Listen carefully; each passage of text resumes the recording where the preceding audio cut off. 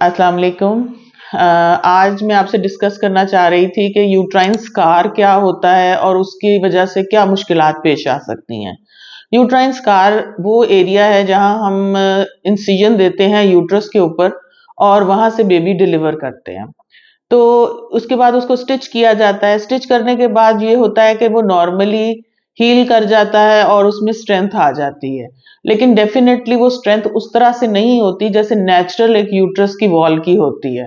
तो इसलिए इसमें कुछ मुश्किलात पैदा हो सकती हैं नेक्स्ट प्रेगनेंसी और डिलीवरी के दौरान। होता ये है कि जब यूट्रस का स्कार स्ट्रेंथन होने लगता है तो वक्त के साथ साथ जितना वक्त गुजरता है उतना उसमें ताकत आ जाती है। इसलिए हम एडवाइस करते हैं कि एक सिजेरियन के बाद एटलीस्ट 2 इयर्स का इंटरवल हो और फिर पेशेंट कंसीव करे, ताकि जब डिलीवरी हो तो ऑलमोस्ट 3 इयर्स पास हो चुके हों। इस तरह से एक सिजेरियन के बाद चूंकि ट्रायल ऑफ लेबर दिया जा सकता है तो नॉर्मल डिलीवरी का इम्कान बढ़ जाता है और ऐसे पेशेंट को हम आराम से ऑब्जर्व कर सकते हैं लेबर में और उस स्कार के खुल जाने का खतरा नहीं होता।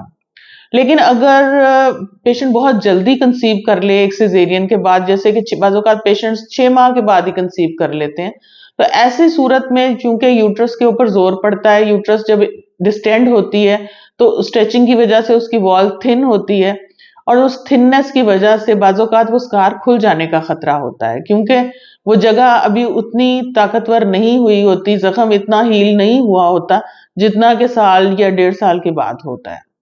ऐसे पेशेंट्स में दोबारा सिजेरियन का रिस्क ज्यादा होता है as compare to normal delivery.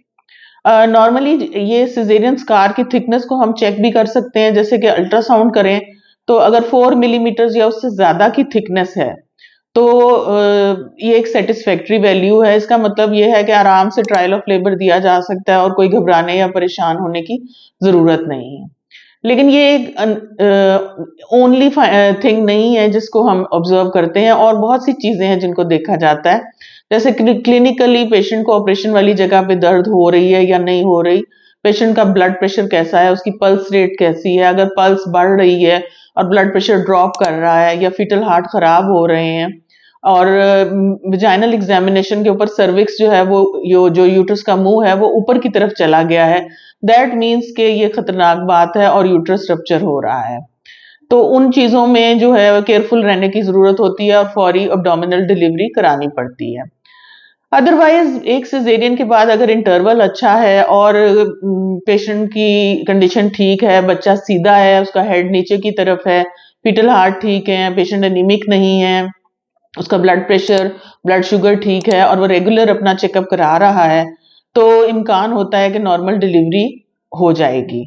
इसलिए हमेशा ये कोशिश करें कि एक सिजेरियन के बाद कम से कम 2 साल का इंटरवल रखें और उसके बाद जब भी प्रेगनेंसी हो तो रेगुलर चेकअप कराएं, ताकि जो भी छोटे मोटे मसाइल पैदा होते हैं उनको फौरी तौर पे एड्रेस किया जा सके और ट्रीटमेंट दी जा सके। इस तरह से नॉर्मल डिलीवरी का इम्कान बहुत बढ़ जाता है और पेशेंट इजीली वजाइनल डिलीवरी की तरफ जाता है। Thank you very much.